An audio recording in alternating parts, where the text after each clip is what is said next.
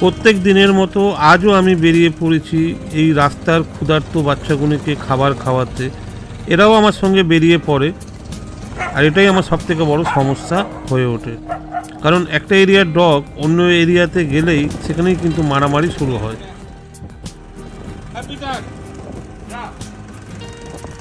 এইদিকে আসার মূল উদ্দেশ্য হলো যে এখানে একটা বাচ্চার ঘাড়ে বেশ বড় ঘা হয়ে গেছে।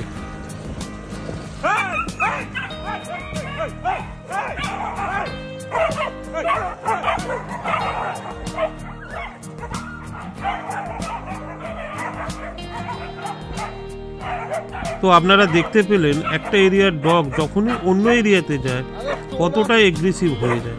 তো আমার হাতে কিছু ছিল না, তো তাই বাধ্য হয়ে আমি পায়ে জুতো খুলে কোনো রকমভাবে ভয় দেখিয়ে এদেরকে আমি কন্ট্রোল করতে পেরেছি।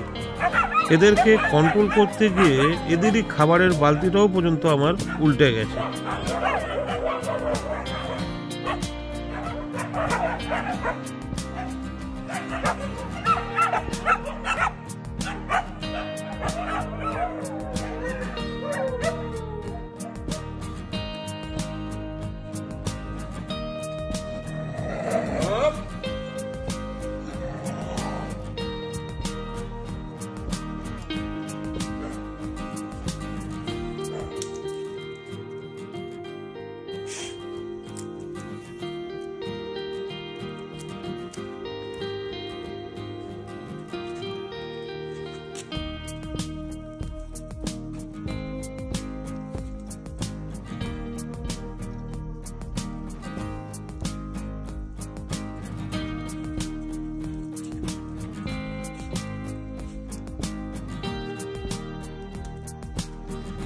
তো আপনারা দেখতে পাচ্ছেন এই বাচ্চাটার ঘাড়ে অনেক বড় ইনফেকশন হয়ে গেছে।